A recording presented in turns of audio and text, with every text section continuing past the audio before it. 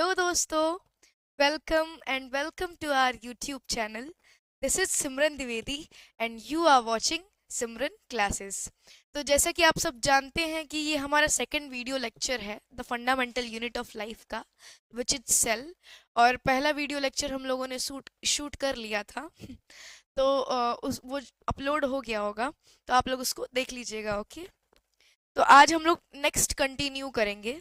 ठीक है, जैसे कि आप लोग जानते हैं दिस इज सिमरन द्विवेदी। ठीक है, तो चलिए अब हम लोग कंटिन्यू करते हैं कि आज हमें क्या पढ़ना है। पहले तो आज हमने बहुत कुछ जाना था सेल के बारे में कि सेल होता क्या है, वैरायटीज ऑफ सेल टाइप्स के बारे में जाना था, सेल शेप्स के बारे में जाना था, सेल नंबर के बारे में जाना था, कुछ फैक्ट्स भी जाने थे और साइंटिस्टों के नाम वगैरह भी हम लोगों ने पढ़े थे कि जो साहब लोग थे जिन्होंने डिस्कवरीज की थी सेल के बारे में, जिन्होंने जो थ्योरियां दी थी, उन लोग के बारे में हम पढ़े थे। तो आज हम आगे कंटिन्यू करेंगे। तो अब हम लोग ने ये सब पढ़ लिया था। अब ये जानने की जरूरत है कि सेल बना किससे होता है, यानी कि what is a cell made up of, मतलब कि सेल किस चीज से बना होता है। Basically structural organisation of a cell, मतलब कि कैसे सेल का स्ट्रक्चर कैसा होता है। ठीक है, तो आगे देखते हैं। और सेल के स्ट्रक्चर में जो सेल के कंपोनेंट्स यानी कि जो सेल के तत्व आते हैं, यानी कि जो सेल ऑर्गेनल्स आते हैं, उनके बारे में हम पढ़ेंगे। ठीक है, तो जो सेल ऑर्गेनल्स होते हैं पहले हम लोग देख लेते हैं। तो जो ये हमारा सेल होता है ना, मान लीजिए ये हमारा एक सेल है, जस्ट सपोज कि ये हमारा सेल है। ठीक है, और इसके बीच में छोड़िए, पहले मैं बता देती हूँ। ये जो हमारा सेल है, इसका जो सबसे आउटर मोस्ट लेयर है, ये इसको हम लोग कहते हैं प्लाज्मा मेम्ब्रेन। क्या कहते हैं आप लोग बताएंगे? इसको हम लोग कहते हैं, ये वाला जो मेम्ब्रेन होता है इसको हम लोग कहते हैं प्लाज्मा मेम्ब्रेन। ठीक है, प्लाज्मा मेम्ब्रेन। ओके, और ये जो जो प्लाज्मा मेम्ब्रेन होता है ना, इसके ऊपर एक बहुत ज्यादा टफ सा लेयर होता है, एक रिजिड लेयर होता है। टफ यानी कि एक रिजिड लेयर होता है, उसको हम लोग क्या कहते हैं? वो कहलाता है सेल वॉल। यानी कि इसके ऊपर एक टफ रिजिड सा लेयर होता है, इसको हम लोग कहते हैं सेल वॉल। ठीक है, सेल की दीवार जो हमारा घर वाला वॉल नहीं होता है वैसा नहीं, बट सेल वॉल। जैसे कि मान लीजिए जो हमारा घर का दीवार होता है वो हमें किस चीज से प्रोटेक्ट करता है। जैसे कि मान लीजिए अगर आप एक घर में रहते हैं और उसके आसपास बाउंड्री बना दी जाए, तो फिर आप लोग को दुश्मनों से भी प्रोटेक्ट करेगा। मान लीजिए दुश्मन एज सच तो आप लोग के होंगे नहीं, पर दुश्मनों से प्रोटेक्ट करेगा। फॉर एग्जाम्पल मैं बता रही हूँ, बहुत सारे जानवरों से भी प्रोटेक्ट करेगा। ठीक है, तो ये है। वही जो सेल वॉल होता है, तो सेल के अंदर जानवर तो घुस नहीं सकता है क्योंकि जानवर बहुत बड़ा होता है और सेल माइक्रोस्कोपिक होता है, यानी कि इसको माइक्रोस्कोप से देख सकते हैं। पर ये बहुत सारे रिजिड होता है जो कि सेल को ना टफनेस प्रोवाइड करता है। जैसे कि मान लीजिए अगर आपको कोई धक्का देता है, तो आपके अंदर कैपेबिलिटी होती है कि आप खुद को रोक ले। अगर आपकी औकात से ज़्यादा कोई तेज़ धक्का दे दिया हो तो आप गिर जाएंगे। तो वही एक कैपेबिलिटी होता है कि जैसे कि हमें चोट लगता है, सेल को किसी इन्फेक्शन या बीमारी या बैक्टीरिया वगैरह से प्रोटेक्ट करने का ही काम करता है। ठीक है, और इसके बीच में मैंने कल भी आप लोग को बताया था कि क्या होता है, न्यूक्लियस के बारे में मैंने आप लोग को कल भी बताया था। ये जो बीच में, जरूरी नहीं है कि न्यूक्लियस बीच में रहेगा, ये इधर भी हो सकता है। ये न्यूक्लियस, ये जो न्यूक्लियस है, oh my God, oh my God, oh my,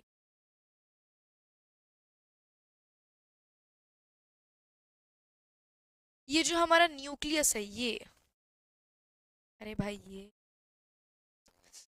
live it. तो ये जो हमारा न्यूक्लियस है, साइड में भी हो सकता है, बीच में भी हो सकता है।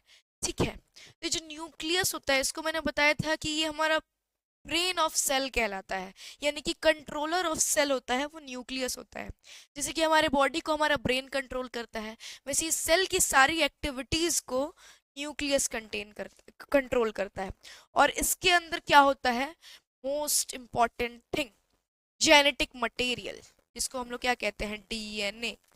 वो क्या होता है, वो पूरे क्वाइल्ड फॉर्म में हमारे न्यूक्लियस में फैला रहता है, हमारे न्यूक्लियस में फैला रहता है। ठीक है। और इसको हम लोग क्या कहते हैं, डीएनए। ये क्या है, डीएनए यानी कि जेनेटिक मटेरियल। ठीक है, जेनेटिक मटेरियल यानी कि जेनेटिक यानी कि पिछले लोगों से जो हम गुण लेते हैं। फॉर एग्जाम्पल कि अगर मान लीजिए किसी की मम्मी पापा किसी बच्चे के लंबे हैं तो बच्चा भी 90% केसेस में बच्चे भी लंबे हो जाते हैं। ये कहाँ से हमें गुण मिलता है, यही जो जेनेटिक मटेरियल जब सेल डिवीजन होता है रिप्रोडक्शन के दौरान, तो ये जाइगोट में जाता है, मतलब कि ऐसे ये जीन्स वगैरह ट्रांसफर करने में हेल्प करता है, तो ये जेनेटिक मटेरियल कंटेन करके रखता है। उसके अलावा भी बहुत सारे सेल ऑर्गेनलीज होते हैं, जैसे कि माइटोकॉन्ड्रिया होता है हमारा। क्या होता है, माइटोकॉन्ड्रिया। मान लीजिए ये माइटोकॉन्ड्रिया हो गया, ठीक है, ये हो गया माइटोकॉन्ड्रिया। ये इसको आप लोग जेनेटिक मटेरियल में दूसरे कलर से बना देती हूँ। मान लीजिए ये माइटोकॉन्ड्रिया हो गया, इसके अंदर जेनेटिक मटेरियल मत समझ लीजिएगा, ये जो ये होता है हमारा माइटोकॉन्ड्रिया। ठीक है, इसको हम लोग powerhouse of the cell कहते हैं, क्योंकि यही एनर्जी बनाने में हेल्प करता है। ये है हमारा प्यारा प्यारा माइटोकॉन्ड्रिया। माइटोकॉन्ड्रिया।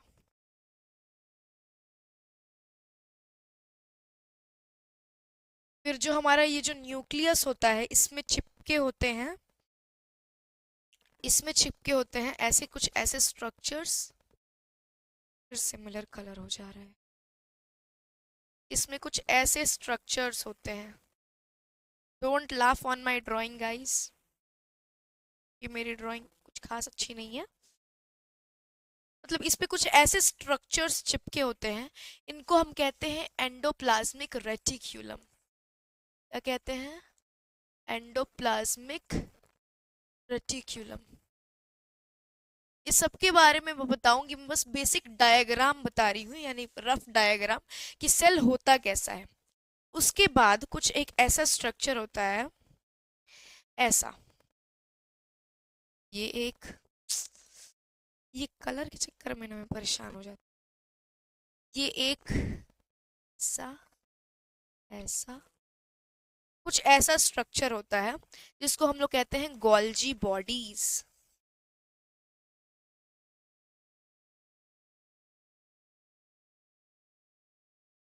ठीक है, इसमें भी राइबोसोम्स होते हैं, लाइबोसोम्स होते हैं, रफ एंडोप्लाज्मिक रेटिकुलम होता है, स्मूथ एंडोप्लाज्मिक रेटिकुलम होता है, जिसके बारे में हम बाद में पढ़ेंगे। अभी हम बेसिक डायग्राम बता रहे हैं। तो देख लीजिए, ये हमारा सेल था, इसका जो ये वाला जो रेड वाला जो आउटर बाउंड्री दिख रहा है, इसको हम लोग कहते हैं प्लाज्मा मेम्ब्रेन या सेल मेम्ब्रेन। प्लाज्मा मेम्ब्रेन या सेल मेम्ब्रेन कहते हैं। और ये जो मैंने येलो कलर से ऐसे बनाया है जलेबी के शेप में इसको हम लोग कहते हैं सेल वॉल, जो कि एक सेल को टफनेस यानी कि स्ट्रांगनेस प्रोवाइड करता है। जैसे कि मान लीजिए हमारे जो बॉडी है उसका ढांचा कौन प्रोवाइड करता है, हमारा जो स्केलेटन सिस्टम है, यानी कि जो हमारी हड्डियां हैं जो ऐसे ऐसे ज्वाइन है, तो ये हड्डी तो नहीं होता है, पर ये ऐसा स्ट्रक्चर होता है जो कि सेल को टफनेस प्रोवाइड करता है। फिर आता है हमारा माइटोकॉन्ड्रिया, ठीक है, जिसको मैंने बताया powerhouse of the cell कहते हैं। फिर उसके बाद आता है गोल्जी बॉडीज और एंडोप्लाज्मिक रेटिकुलम। अब इसके बारे में टेंशन लेने की जरूरत नहीं कि इतना सब कुछ एक बार में क्या बता रही हूँ। इस सब एक एक ऑर्गेनल को हम लोग पढ़ेंगे, ठीक है। तो ये था हमारा रफ डायग्राम। तो हम लोग क्या क्या लिख सकते हैं, पहले से ही लिखा हुआ है। अगर सेल कंपोनेंट्स के बारे में देखा जाए, यानी कि सेल ऑर्गेनलीज के बारे में देखा जाए, ऑर्गेनलीज क्या होता है आप लोग को पता है। जैसे कि हमारे बॉडी में जो ऑर्गन्स होते हैं, जैसे कि मान लीजिए लंग्स हो गया, किडनी हो गया, लिवर हो गया, तो इसको हम क्या कहते हैं, ऑर्गन्स यानी कि अंग। वैसे ही जो सेल के ऑर्गन्स होते हैं उनको हम ऑर्गन्स ना कह के ऑर्गेनलीज कहते हैं। ऑर्गेनलीज या ऑर्गेनल्स कुछ लोग इसको प्रोनाउंसिएट करते हैं, ठीक है। तो जो हमारा सेल कंपोनेंट्स होता है, यानी कि जो बेसिकली जो सेल ऑर्गेनलीज होते हैं, यहीं पे लिख देती हूँ, जो सेल ऑर्गेनलीज होते हैं वो बेसिक ऑर्गेनलीज के बारे में मैं लिख देती हूँ। तो पहला हमने लिखा है प्लाज्मा मेम्ब्रेन, जो कि हमने देखा था, ये होता है प्लाज्मा मेम्ब्रेन। फिर हम क्या लिख सकते हैं, सेल वॉल, ये येलो येलो जो जलेबी के शेप में है, इसको हम लोग और क्या लिख सकते हैं, सेल वॉल, ठीक है, सेल वॉल और फिर क्या था, लेट्स सी, सेल वॉल के बाद हमें दिखा था माइटोकॉन्ड्रिया। तो हम लोग माइटोकॉन्ड्रिया यहाँ पे लिख सकते हैं, तीसरा ऑर्गेनली, माइटोकॉन्ड्रिया,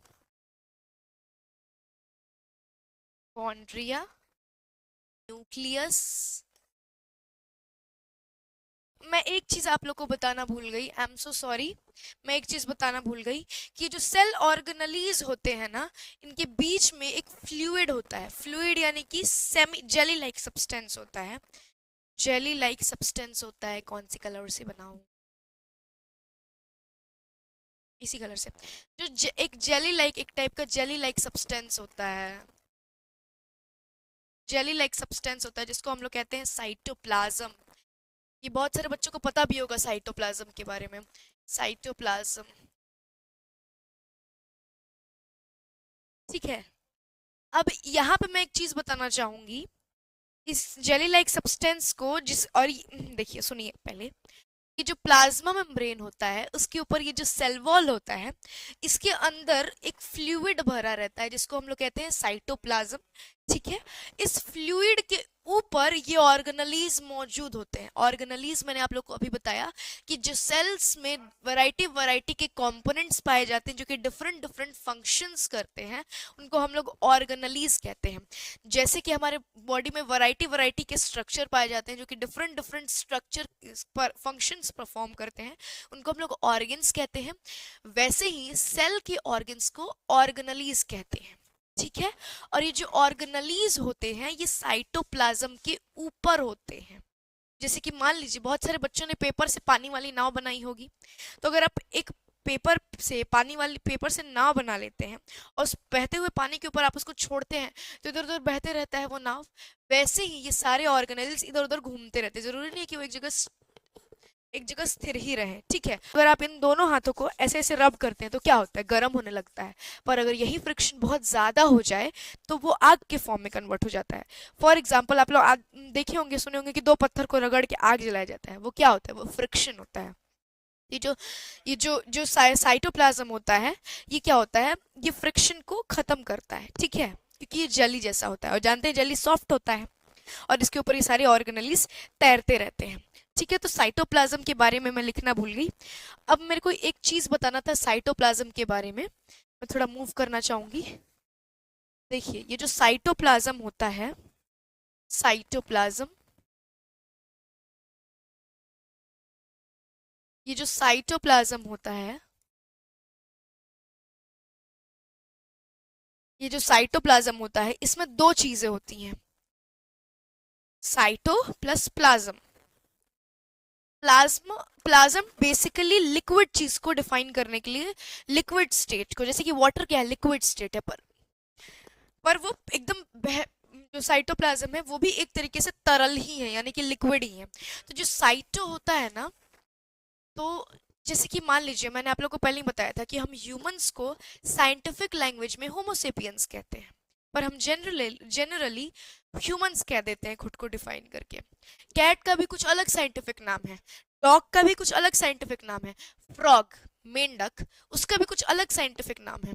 वैसे ही सेल का जो साइंटिफिक नाम है उसको हम लोग कहते हैं साइटो।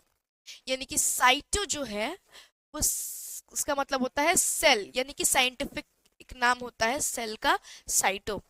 और इस सेल को हम रूम के फॉर्म में, लैटिन लैंग्वेज में रूम कहा जाता है, ठीक है।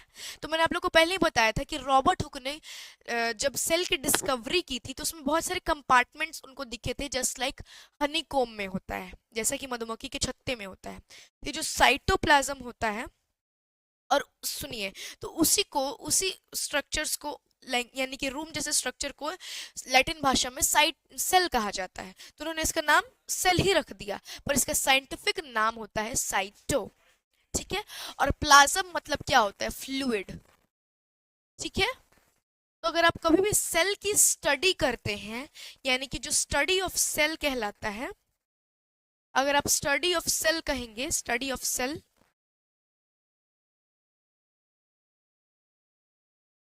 स्टडी ऑफ सेल को हम लोग कहते हैं साइटोलॉजी, साइटोलॉजी। जैसे मैंने आप लोग को पहले ही बताया था, जो लिविंग थिंग्स होते हैं उनके बारे में पढ़ने को हम लोग बायोलॉजी कहते हैं। ठीक है, जो माइक्रो ऑर्गेनिजम्स होते हैं उनकी स्टडी को हम लोग माइक्रोबायोलॉजी कहते हैं। वैसे ही सेल की स्टडी को साइटोलॉजी कहते हैं। कभी हम लोग सेलोलॉजी नहीं पढ़ेंगे, साइटोलॉजी ही पढ़ेंगे। क्यों? क्योंकि एक साइंटिफिक नाम है, ठीक है, जो कि जनरली साइंटिस्टों द्वारा यूज किया जाता है। Okay, I am done with it, जो मुझे बताना था। Now let's continue. अगर आप लोगों ने मेरा पिछला लेक्चर नहीं देखा है तो आप लोग देख सकते हैं, क्योंकि मैंने इससे रिलेटेड बहुत सारी चीजें उसमें बताई हैं। ओके, मैं इसका लिंक डिस्क्रिप्शन बॉक्स में दे दूंगी, आप लोग वहां से भी देख सकते हैं। ठीक है, तो ये हो गया हमारा साइटोप्लाज्म। तो हम लोग इसको लिख लेते हैं। ये ऑर्गेनली हमारा न्यूक्लियस के बाद हो गया हमारा फिफ्थ ऑर्गेनली साइटोप्लाज्म। क्या हो गया? साइटोप्लाज्म। साइटोप्लाज्म। ओके, अब साइटोप्लाज्म के अलावा और भी बहुत सारे ऑर्गेनलीज थे, तो अभी हम देखेंगे। जैसे कि साइटोप्लाज्म हो गया, जैसे कि क्या हो गया हमारा माइटोकॉन्ड्रिया हो गया, साइटोप्लाज्म हो गया, प्लाज्मा मेम्ब्रेन हो गया, एंडोप्लाज्मिक रेटिकुलम लिखा था हमने। हाँ, तो ये हमारा सिक्स्थ ऑर्गेनली आ जाएगा, endoplasmic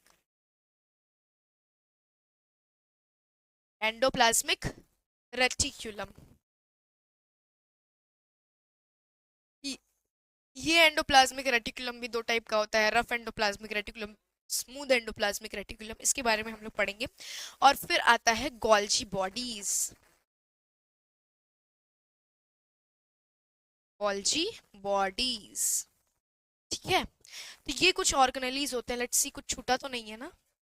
Golgi bodies, endoplasmic reticulum वगैरह हो गया। ओके, तो this is the rough diagram of the cell and these are the components और द सेल ऑर्गेनलीज। ठीक है, is it clear? Is it clear to you all? Okay, I hope कि आप लोग को क्लियर होगा। ठीक है, because I am giving my best. ये वायर फंस गया, I am so sorry. I am फंसिंग इन दिस वायर। देखिए, चलिए, क्या हो गया? तो आई होप कि आप लोग को ये समझ में आया होगा, because I am giving my 100%। Okay, तो let's move to our next topic. What is, ये हो गया रफ डायग्राम। थर्ड, तो अब मैंने पहले ही बताया था कि जो भी सेल ऑर्गेनलीज होंगे उसके बारे में हम लोग ब्रीफली पढ़ेंगे। तो जैसे कि मैंने बताया कि यहाँ पे एक सेल ऑर्गेनली था जिसका नाम था सेल वॉल। ये, इसके बारे में अब हम लोग देखेंगे। तो जो सेल वॉल होता है वो नॉन लिविंग होता है। इंटरेस्टिंग ना? सेल के अंदर भी जो सेल जो होता है हमारी बॉडी को एक लिविंग थिंग बनाता है, जिन सेल की वजह से हमारी जो एक लिविंग बॉडी बनती है, उसका सेल वॉल ही नॉन लिविंग है। ओके, और ये रिजिड होता है। गाइस, जो हमारा सेल वॉल होता है, सेल की सारे कंपोनेंट्स लिविंग होते हैं इंस्टेड ऑफ सेल वॉल।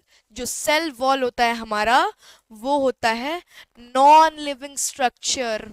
ठीक है, और ये रिजिडिटी प्रोवाइड करता है। ठीक है, जैसे कि मान लीजिए अगर आप लोग नारियल खाए होंगे, तो नारियल का जो ऊपर वाला शेल होता है वो भी नॉन लिविंग होता है। देखते हो कितना रिजिड होता है, उसको ऐसे फोड़ फोड़ के हम लोग को करना पड़ता है, निकालना पड़ता है। कुछ वैसा ही रिजिड होता है सेल वॉल। हालांकि हम उसे महसूस नहीं कर सकते क्योंकि वो माइक्रोस्कोपिक होता है, उसको हम लोग माइक्रोस्कोप की मदद से ही देख सकते हैं। ठीक है, और ये outer covering of plasma membrane, जैसे कि मैंने आप लोग को फिगर में भी दिखाया था कि प्लाज्मा मेम्ब्रेन के ऊपर होता है। ठीक है, तो ये आउटर मोस्ट कवरिंग होता है। पर पर मैंने आप लोग को बताया था कि हमारी ह्यूमंस में, एनिमल्स में सेल वॉल नहीं पाया जाता है। ठीक है, मैंने आप लोग को थोड़ी देर पहले बोला कि सेल वॉल जो होता है वो हमारे लिविंग, पूरे लिविंग बॉडी को में एक ऑर्गेनली होता है सेल वॉल। तो आई एम सो सॉरी, वो ह्यूमंस में नहीं होता है। ठीक है, वो होता है किसमें, आगे बताऊंगी। ठीक है, तो ये सेल वॉल होता है, provides shape to the cell. जैसे कि हमारी बॉडी में जो हड्डी होती है कितनी स्ट्रांग होती है ना, और वो हमारी बॉडी को एक स्ट्रक्चर प्रोवाइड करती है। अगर हमारी हड्डी ना होती तो हम कैसे होते हैं, अजीब से। वैसे ही ये जो सेल का जो ये जो सेल वॉल होता है वो स्ट्रक्चर प्रोवाइड करता है सेल को। ठीक है, और protect cell from mechanical damage. ठीक है, हमारे सेल को प्रोटेक्ट करता है। जैसे कि मान लीजिए फॉर एग्जाम्पल अगर आप ले लीजिए, ये जो हमारी जो रीढ़ की हड्डी होती है, ठीक है, उसके अंदर क्या होता है, बहुत इंपॉर्टेंट ऑर्गेनलीज, हमारा heart, heart guys, heart, heart guys, heart, हमारा हार्ट होता है, heart, this is my heart. तो जो सेल ऑर्गेनली होता है, क्या मैं क्या बता रही थी, मैं भूल जाती हूँ ना, एक्चुअली थोड़ा कम है मेरे में, मजाक कर रही हूँ। तो देखिए, जो ये जो रीढ़ का हड्डी होता है, उसके अंदर क्या होता है, हार्ट, हमारा हार्ट, ठीक है, और क्या होता है, फेफड़ा, लंग्स, ठीक है। तो इन चीजों को ये हमारा जो रीढ़ का हड्डी है वो प्रोटेक्ट करता है। अगर रीढ़ का हड्डी ना हो तो खत्म, इतने में ही आदमी खत्म, ठीक है, क्योंकि ये प्रोटेक्ट करता है। वैसे ही क्योंकि हमारा जो हड्डी है बहुत स्ट्रांग होता है और हमारे इंटरनल ऑर्गेनलीज को प्रोटेक्ट करता है, वैसे ही सेल वॉल होता है बहुत स्ट्रांग होता है और इंटरनल ऑर्गेनलीज को, सेल के इंटरनल ऑर्गेनलीज को, यानी कि इंटरनल यानी कि अंदर के जो ऑर्गेनलीज होते हैं उनको प्रोटेक्ट करता है। ये इतने सारे ऑर्गेनलीज होते हैं, और इनके अलावा और भी होते हैं जिनको हम ब्रीफ में पढ़ेंगे, जब हम लोग पढ़ेंगे तो मतलब कि ब्रीफ तो ये होता है, इसी में कुछ कुछ चिपके हुए होते हैं, ठीक है। तो इनको हम ब्रीफ पढ़ेंगे, तो सबसे आउटर मोस्ट होता है, इसको प्रोटेक्ट करता है ये सारे ऑर्गेनलीज को, ये मैकेनिकल डैमेजेस से प्रोटेक्ट करता है। अब मैंने आप लोग को पहले बताया था कि सेल वॉल जो होता है वो एनिमल सेल में, ह्यूमन सेल में नहीं पाया जाता है। वो किस में पाया जाता है गाइस, वो पाया जाता है किस में, जो सेल वॉल होता है वो किस में पाया जाता है, लेट्स सी। ये जो सेल वॉल होता है, ये जो प्लांट सेल होता है उसमें सेल वॉल जो होता है हमारा प्रेजेंट होता है।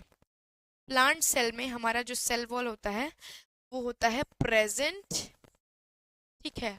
और वो प्लांट सेल में जो सेल्यूलोज होता है वो किस चीज का बना रहता है, वो बना रहता है सेल्यूलोज का।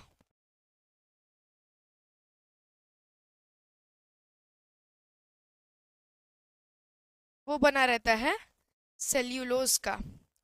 बैक्टीरियल सेल में भी जो होता है ये प्रेजेंट होता है, और वो बना रहता है,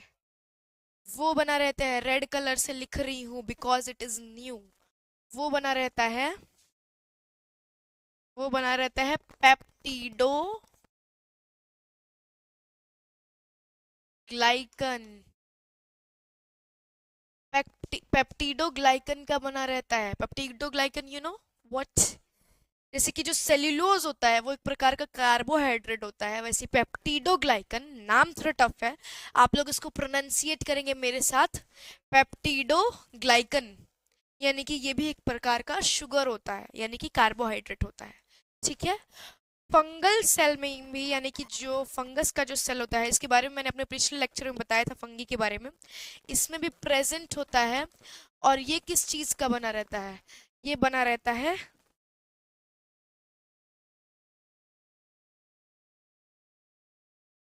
ये बना रहता है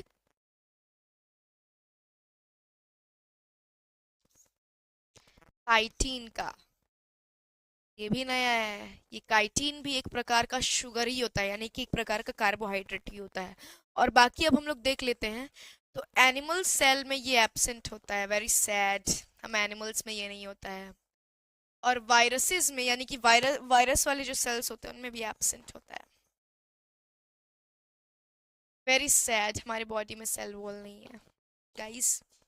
हम विदाउट सेल वॉल के जी रहे हैं, कैसे जी सकते हैं हम, जैसे जी रहे हैं वैसे ही जी सकते हैं, है ना। तो ये था हमारा सेल वॉल।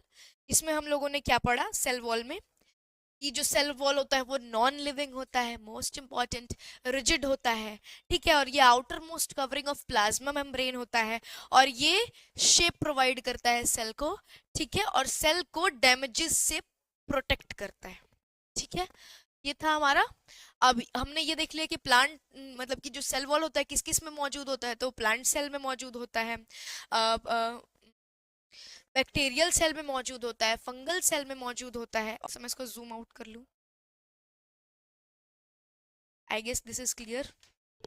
ठीक है, इसमें मौजूद होता है, फंगल सेल में भी मौजूद होता है, बैक्टीरियल सेल में होता है, और एनिमल और वाइरसेस में नहीं होता गाइस, नहीं होता। चलिए अब हम लोग नेक्स्ट देख लेते हैं। सेल वॉल इज ओवर, अब हम लोग आएंगे प्लाज्मा मेम्ब्रेन पे। प्लाज्मा मेम्ब्रेन क्या होता है, मैंने आप लोग को पहले ही बताया था, यहाँ पे था प्लाज्मा मेम्ब्रेन हमारा, यहाँ पे हम लोगों ने देखा था, ये जो था हमारा प्लाज्मा मेम्ब्रेन, ये जो रेड रेड सी बाउंड्री दिख रही है ना आप लोग को, यही है हमारा प्लाज्मा मेम्ब्रेन। ठीक है, और इस प्लाज्मा मेम्ब्रेन के बारे में अभी हम लोग यहाँ पे पढ़ेंगे। Okay, this is our plasma membrane. तो ये जो प्लाज्मा मेम्ब्रेन होता है ऊपर वाला, ये जो होता है ये फ्लेक्सिबल होता है। ठीक है, ये बहुत फ्लेक्सिबल होता है, और ये जो प्लाज्मा मेम्ब्रेन होता है, जैसे कि मैंने आप लोग को पहले ही बताया था कि सेल को रॉबर्ट हुक ने माइक्रोस्कोप से ऑब्जर्व किया था। सेल को ऑब्जर्व किया था तो एक कंपार्टमेंट जैसा दिखा था। तो सोचिए कि सेल को एकदम ब्रीफली उसके ऑर्गन्स के बारे में ऑब्जर्व करना पड़ेगा, तो हमें और जूम करना पड़ेगा।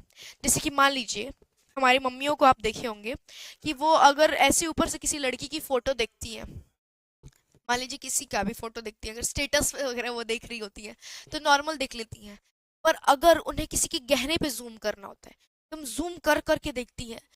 जैसे कि मान लीजिए कि अगर कोई, हम जैसे नॉर्मली किसी का फोटो देखते हैं तो हम लोग जनरली ऊपर ऊपर से देख के उसको स्किप कर देते हैं कि हाँ अच्छा है, पर अगर हमारी मम्मियों को कभी आप ऑब्जर्व करिएगा, वो एक फोटो को देखती हैं तो जूम कर करके देखती हैं कि कौन सी रिंग पहन रखी है उन्होंने, वो सोने की है कि डायमंड की है कि चांदी की है कि पता नहीं किसकी है, और उनकी गहने भी वो देखती हैं जूम कर करके।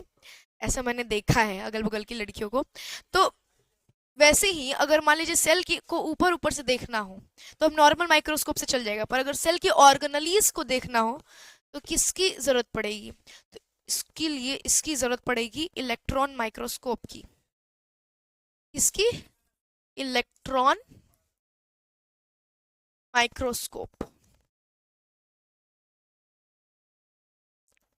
इलेक्ट्रॉन माइक्रोस्कोप बहुत पावरफुल माइक्रोस्कोप होता है जो कि बहुत डीप तक जूम कर देता है किसी चीज को।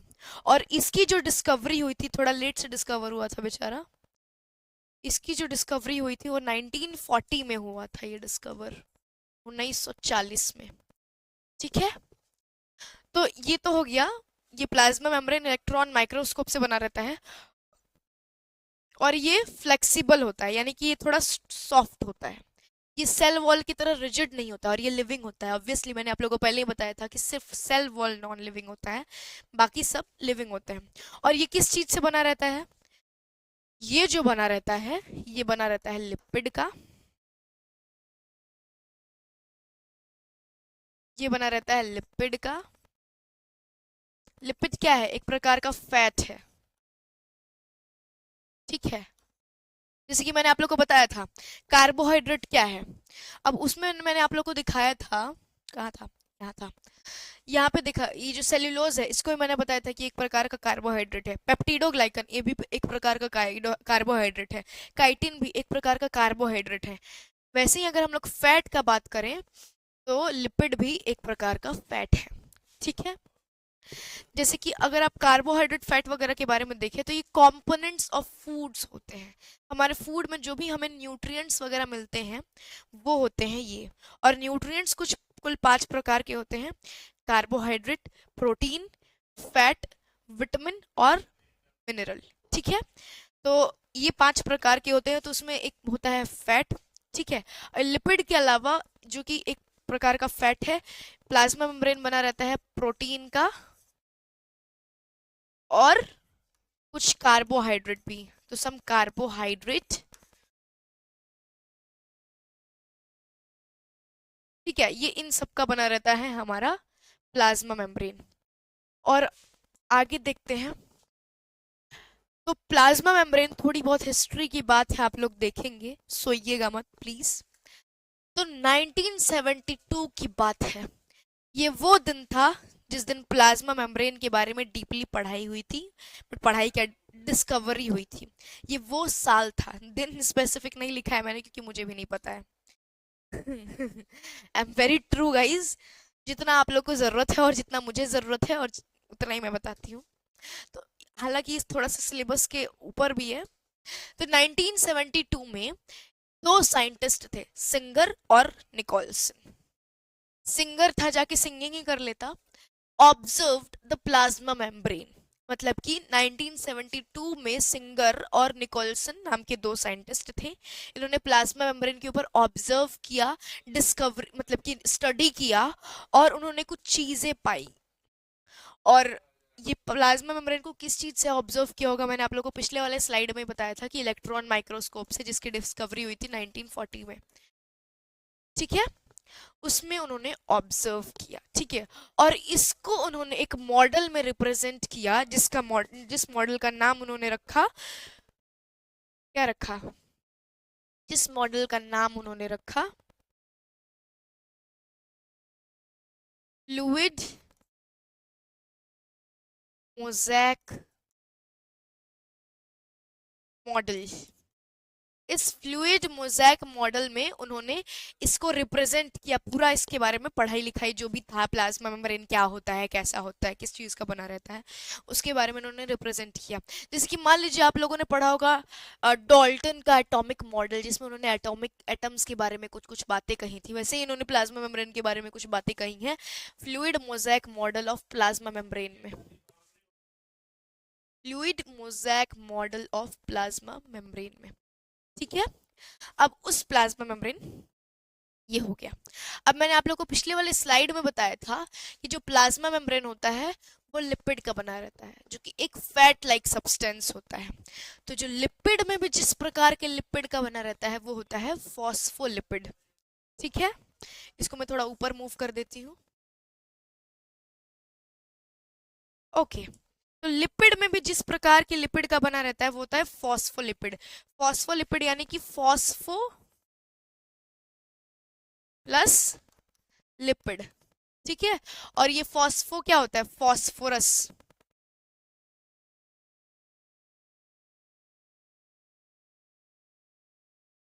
ये एक प्रकार का एलिमेंट है दोस्तों। ठीक है, और जो लिपिड है फैट लाइक सब्सटेंस है, फैट। मैंने आप लोगों को पिछले वाले स्लाइड में भी बताया। अब आगे देखते हैं। तो ये जो प्लाज्मा मेम्ब्रेन होता है, मैंने आप लोगों को बताया कि ये फॉस्फोलिपिड का बना रहता है। किसका, फॉस्फोलिपिड का। ठीक है, लेट मी सेलेक्ट दिस, और मैं इसको यहाँ पे ट्रांसफर करती हूँ, थोड़ी देर बाद बताऊंगी। तो ये जो प्लाज्मा मेम्ब्रेन को हम फॉस्फोलिपिड बाइलेयर भी कहते हैं, यानी कि फॉस्फोलिपिड का दो लेयर। इसके बारे में थोड़ी देर बाद बताऊंगी। तो देखिए, सबसे पहले मैं जो जिसको चीज को मैंने साइड किया वो था ये आप लोग देख रहे होंगे, बड़ी अजीब सा सब्सटेंस है, गुड़िया तो नहीं है ये, नहीं, ये एक फॉस्फोलिपिड मॉलिक्यूल है। ये फॉस्फोलिपिड का एक सिंगल मॉलिक्यूल है। ओह माय गॉड, ये फॉस्फोलिपिड का ये एक सिंगल मॉलिक्यूल है। ठीक है, single molecule of phospholipid.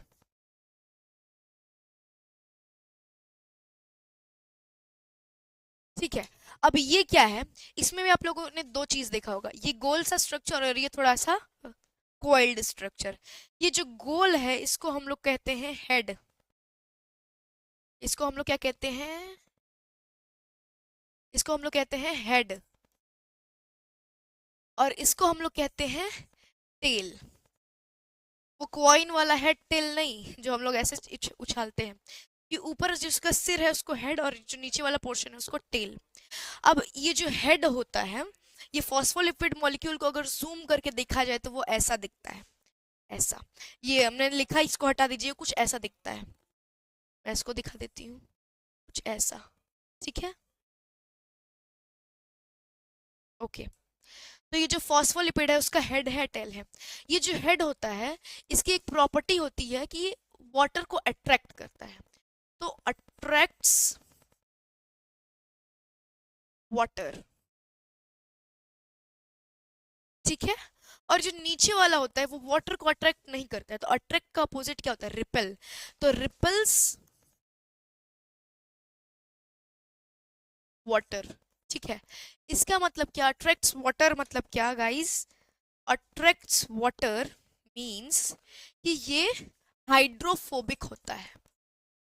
Hydrophilic, philic, I am so sorry, hydrophilic. और ये क्या होता है, हाइड्रोफोबिक। हाइड्रोफोबिक। देखिए, अगर हम फिलिक और फोबिक वर्ड को देखें और हाइड्रो को देखें, तो वो जो वाटर का साइंटिफिक नाम होता है हाइड्रो होता है, ठीक है। और हाइड्रोफिलिक, फिलिक मतलब होता है लविंग, मैंने किसी चीज को पसंद करना। तो ये जो वाटर को अट्रैक्ट करता है, मतलब क्या कि वाटर को पसंद करता है, मतलब क्या कि वाटर लविंग है, ठीक है। और ये जो रिपल्स वाटर, यानी कि ये वाटर को रिपल करता है, यानी कि इसको पसंद नहीं करता है, तो यानी कि हाइड्रोफोबिक, फोबिया। जैसे कि मान लीजिए मेरे को हाइड्रोफोबिया है, मतलब कि मैं पानी से डरती हूँ, ठीक है। वैसे ही हाइड्रोफोबिक यानी कि ये पानी से डरता नहीं है, पानी को पसंद नहीं करता है, पानी को रिपेल करता है, ठीक है। तो ये हेड और टेल, ये दो अलग अलग प्रॉपर्टी शो करते हैं, ठीक है। आपने एम्फीबियंस के बारे में पढ़ा है क्या? एम्फीबियंस वैसे ऑर्गेनिजम्स, वैसे एनिमल्स होते हैं जो कि जमीन पे भी रह लेते हैं और पानी में भी रह लेते हैं। जैसे कि मेंढक, मेंढक क्या है, एक एम्फीबियन है, ठीक है।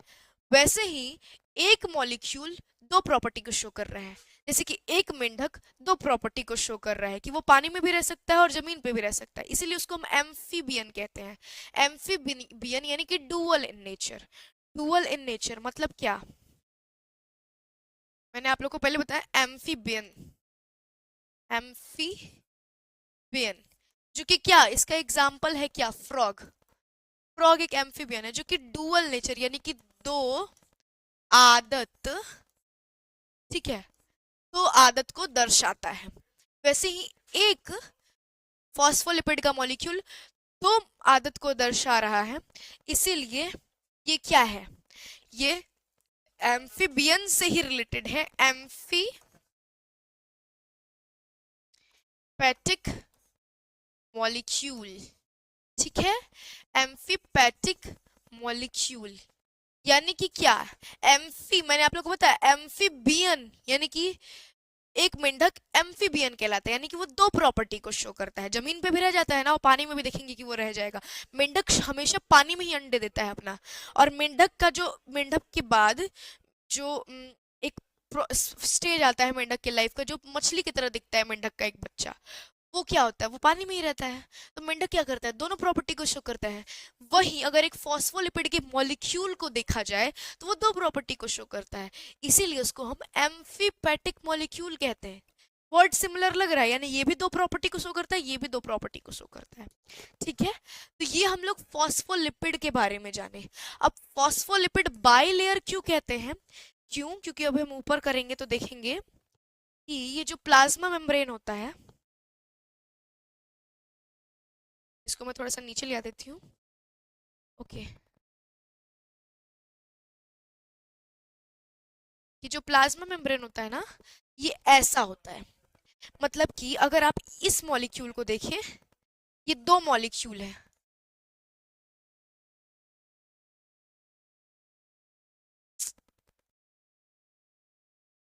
ये दो मॉलिक्यूल है, ठीक है।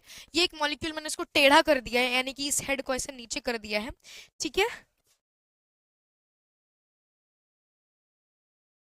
मैंने इसके हेड को बस ये इसको ऐसे टेढ़ा कर दिया गया है। जैसे कि मान लीजिए मेरा ये हाथ है, मैंने इसको ऐसे कर दिया है, वैसे ही ये मॉलिक्यूल है, इसको ऐसे टेढ़ा कर दिया गया है, ठीक है। तो इसको ऐसे ही जो हमारा प्लाज्मा मेम्ब्रेन होता है, वो ऐसे ही मॉलिक्यूल से पूरा ऐसे गोल बना रहता है, ठीक है। ऐसे ही मॉलिक्यूल्स एक के ऊपर एक रहते हैं और पूरा ऐसे गोल बना रहता है, ठीक है। तो ये एक फॉस्फोलिपिड का लेयर, ये एक फॉस्फोलिपिड का लेयर, ये दो फॉस्फोलिपिड का लेयर, यानी कि ये एक लेयर, ये दूसरा लेयर, इसीलिए वन लेयर टू लेयर, इसीलिए इसको कहते हैं फॉस्फोलिपिड। प्लाज्मा मेम्ब्रेन को कहते हैं फॉस्फोलिपिड बाई लेयर। मतलब क्या, कि वो एक फॉस्फोलिपिड का मॉलिक्यूल, नीचे दूसरा फॉस्फोलिपिड का मॉलिक्यूल, ऐसे अरेंज्ड है। और यहाँ पे इसे, और ये पूरा से गोल बना देता है प्लाज्मा मेम्ब्रेन को। और मैंने आप लोग को बताया था कि वो कार्बोहाइड्रेट और लिपिड भी उसमें होता है, तो बीच बीच में कहीं वो होता है, ठीक है। तो इसीलिए उसको कहते हैं फॉस्फोलिपिड बाइलेयर, क्योंकि वो दो फॉस्फोलिपिड मॉलिक्यूल से प्लाज्मा मेम्ब्रेन ऐसे बना रहता है। यहाँ पे बाई मतलब क्या होता है, दो, टू, ठीक है। आई होप कि आप लोग को इतना समझ में आया होगा कि क्यों प्लाज्मा मेम्ब्रेन को हम फॉस्फोलिपिड बायलेयर कहते हैं, क्योंकि फॉस्फोलिपिड के दो मॉलिक्यूल्स ऐसे ऐसे लगे रहते हैं। और आई होप कि आप लोग को एम्फीपैथिक मॉलिक्यूल्स के बारे में भी समझ में आया होगा जो मैंने आप लोग को बताया। ठीक है, इज एवरीथिंग क्लियर? ठीक है, अब हम लोग आगे चलते हैं। तो जो प्लाज्मा मेम्ब्रेन होता है, अब इसके बारे में भी हम थोड़ा सा पढ़ेंगे कि प्लाज्मा मेम्ब्रेन के बारे में मैंने आप लोग को बताया था कि वो लिपिड का बना रहता है, फैट्स का बना रहता है, और लिपिड एक प्रकार का फैट होता है, आई एम सो सॉरी, लिपिड्स का बना रहता है, प्रोटीन्स का बना रहता है, और कार्बोहाइड्रेट का बना रहता है। तो लिपिड के बारे में तो हम लोग पढ़ लिए। अब प्रोटीन में भी प्लाज्मा मेम्ब्रेन में जो प्रोटीन्स बने रहते हैं वो दो प्रकार के होते हैं, एक तो इंटीग्रल प्रोटीन और एक सरफेस प्रोटीन। जैसे कि मैंने ऊपर लिखा है कि plasma membrane have two types of protein, पहला इंटीग्रल प्रोटीन, दूसरा होता है सरफेस प्रोटीन। इंटीग्रल प्रोटीन में हम लोग देख लेते हैं क्या है। इंटीग्रल प्रोटीन में एम्बेडेड यानी कि घुसा हुआ, ठीक है, इन द प्लाज्मा मेम्ब्रेन, यानी कि वो प्लाज्मा मेम्ब्रेन में पूरा अंदर तक घुसा हुआ होता है। और सरफेस प्रेजेंट और sticked on inner and outer surface, मतलब कि वो ऊपर ही मौजूद होता है।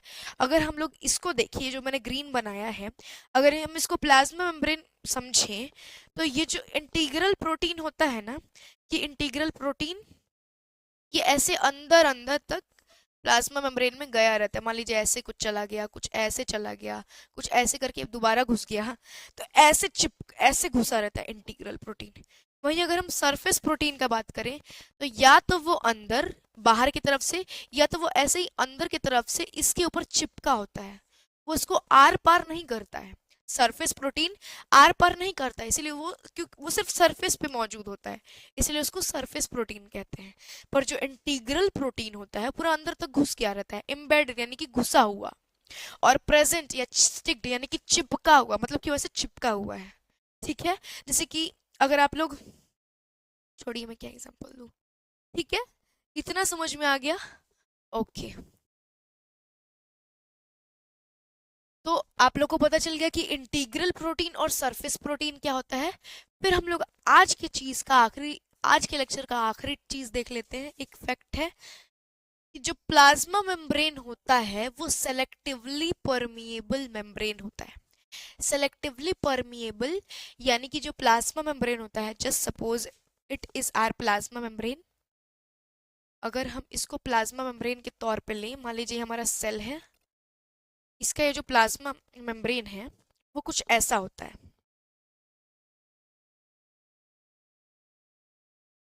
आप लोग को दिख रहा होगा, ये जो आप इसको देख रहे होंगे कि बीच बीच में क्लियर विजिबल नहीं है। लेट फिल द कलर, रुकिए एक मिनट, मैं आप लोग को क्लियर कराती हूँ। ये मैंने समझाने के लिए, मान लीजिए बीच में ये, अब अभी भी नहीं,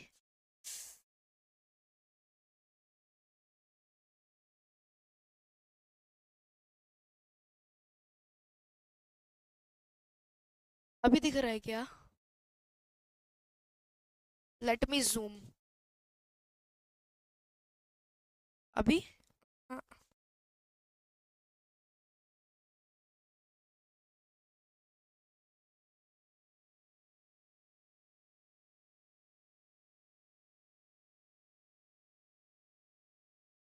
देखिए गाइस, यहाँ पे क्लियर है कि नहीं, आई एम नॉट श्योर, कि कैमरा में तो नहीं दिख रहा है।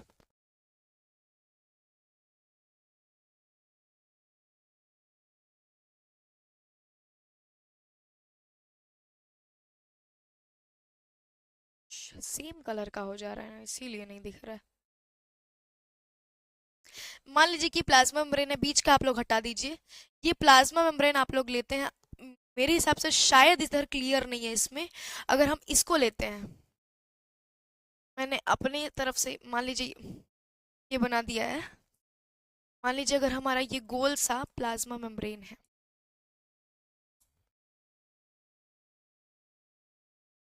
मान लीजिए हमारा गोल सा प्लाज्मा मेम्ब्रेन है, इट इज नॉट परफेक्ट गोल, पर आप लोग समझने के लिए ले सकते हैं, रुकिए। मान लीजिए ये हमारा गोल सा प्लाज्मा मेम्ब्रेन है, ठीक है, तो जो प्लाज्मा मेम्ब्रेन होता है ना, ये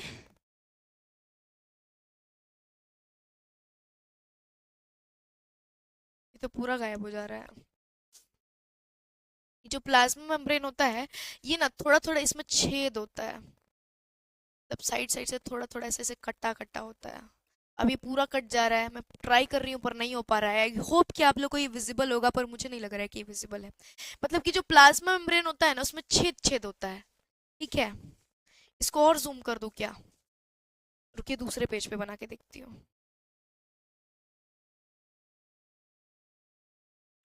मान लीजिए ये हमारा प्लाज्मा मेम्ब्रेन है, ठीक है, और इसको अगर हम सेलेक्ट करें, फ्रेम फिल कर लेते हैं राइट से, और इसको एक और जूम करें, इसमें शायद थोड़ा थोड़ा विजिबल है। ये जो प्लाज्मा मेम्ब्रेन है ना, इसके बीच बीच में थोड़े थोड़े थोड़े थोड़े थोड़े थोड़े ऐसे छेद हैं। ठीक है, तो ये जो छेद होते हैं ना, ये कुछ कुछ चीज को अलाउ करते हैं अंदर आने के लिए, कुछ कुछ चीज को अलाउ करते हैं बाहर जाने के लिए। तो जो प्लाज्मा मेम्ब्रेन हमारा होता है, उसको हम लोग सेलेक्टिवली परमिएबल मेम्ब्रेन इसीलिए कहते हैं क्योंकि वो कुछ चीजों को ही अलाउ करता है अपने अंदर आने के लिए, और बहुत सारी चीजों को अलाउ नहीं करता है। ठीक है, जूम आउट कर लेती हूँ। यानी कि वो कुछ चीज़ों को ही अलाउ करता है प्लाज्मा मेम्ब्रेन, कि उसके अंदर वो जा सकती हैं, और बहुत सारी चीज़ों को अलाउ नहीं करता है। ठीक है, तो यही था, प्लाज्मा मेम्ब्रेन को सेलेक्टिवली परमिएबल मेम्ब्रेन कहते हैं। तो this was the ending of our chapter. I hope कि आप लोग को पसंद आया होगा। आई होप कि आप लोग को पसंद आया होगा। ठीक है, चलिए अब हम लोग आज की क्लास को यहीं पे ख़त्म करते हैं। मैंने अपना 100% दिया है आज की क्लास में। ओके, मैंने अपना 100% दिया है आज की क्लास में। Um thank you so much, okay, for everything. Okay, तो चलिए, bye bye, see you soon.